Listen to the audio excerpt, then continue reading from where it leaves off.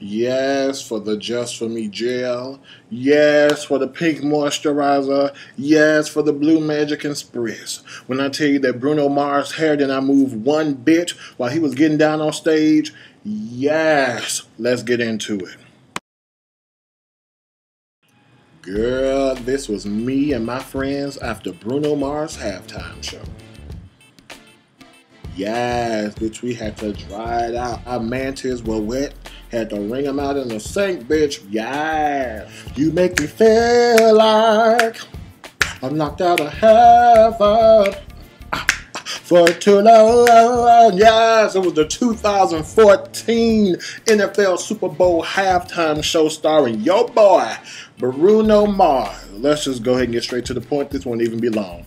I know y'all expected me to say it was whack because I say everything is whack. However, I truly enjoyed Bruno Mars's halftime show. Because, baby, when I tell you that Bruno Mars popped his pint-sized pussy from left stage to right, bitch, them white hoes were going wild, and I want to slap the drool off all their damn faces. Don't you be looking at my mind. I'm going to start with the good, we'll work my way to the bad. The good. Bruno Mars can sing. Now, if you hate if you must, but he was lip syncing for at least 75% of this show, and that's being me being generous. He was lip syncing his ass off, and I was impressed because he did it right. You don't go up there and half-ass do it. If you're gonna lip sync, if you're gonna fake, bitch, fake for your life, and that's what he was doing. So he gets an A+ in that department. B, Bruno Mars is cute. That man looks good, okay? Every bit of 4 feet tall. His hair might give him a couple more. Speaking of hair, bitch. Anyway, I don't like that people are comparing him to Beyonce or Madonna. He's not that kind of performer, period. You know, I would see if he was a Justin Timberlake or Usher or Chris Brown who go up there and give y'all that kind of choreography and spectacle, but he's never been that. So it's not really fair to compare him to them. He gave a good show. He gave a good Bruno Mars show. He had the band up there. He did a little James Brown-esque choreography, and he did his thing. Now, what I didn't like, I'm not gonna lie, I was hyped when the Red Hot Chili Peppers came out. But when I saw them, and they looked like mummies from the tomb, I was like, yeah, the Icy Hot Chili Peppers, because I'm sure that's what they needed when they got done with that performance. They didn't take away from the performance, but they definitely didn't enhance or add to it, if you ask me, my humble opinion. Now, again, overall, the show was good. I was impressed, not to sound all techie, but the cinematography was really good. Like, the camera angles were different and unique. I had never seen. Even some other people kind of commenting on how the direction of it was good. I guess that's because when shit going on stage, hell, so they had to cut and angle it to make it look like it was some shit really happening.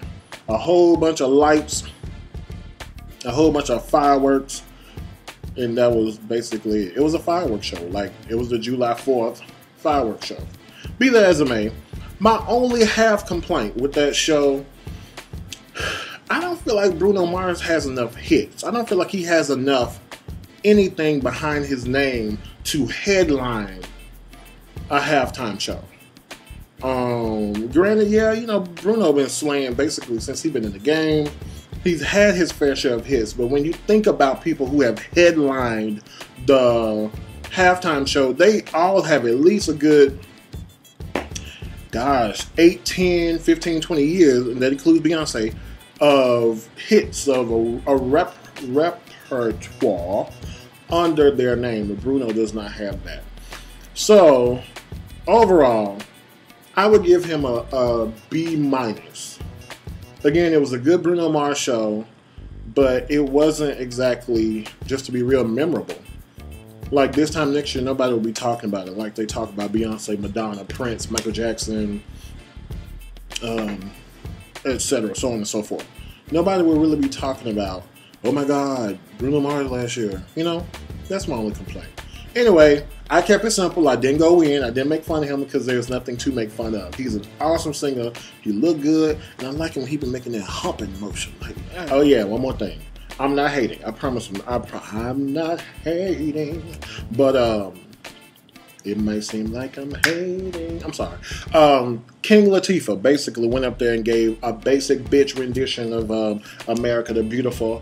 How you managed to turn that song into a lullaby, I have no idea. She might as well went up there and said, jiggly pop, jiggly pop. Because by the time she got through, everybody was sleeping. Girl, thank you. Next year, don't. I don't. Now, I wanted to say it was terrible, but it was not. It wasn't. It was just very solid, aka mediocre, aka they could have got some ass. One of them kids in the choir probably could have did it better. I'm not hating. I'm just saying. And one more thing before I let this video go. Did Pam Oliver play in the Super Bowl? Why the fuck did that bitch look like she rolled all the way across the field before they put her on screen? That hoe, I just stepped out of a car that was on fire, bitch. That shit ain't hot. If Stevie Wonder is her hairstylist, she get all the pass in the world from me. Otherwise, that bitch need to grab a house of mirrors, a stadium of seats, and reevaluate her life. Bitch, she needs the Ayanla of hairdressers to have a damn intervention. I can't deal with Pam Oliver. This shit is so bad that Pam Oliver has her hair, damn it, has 2 separate Twitter accounts.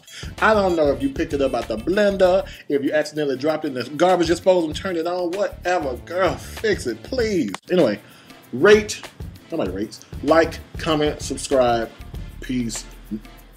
Videos coming this week. A lot, I think.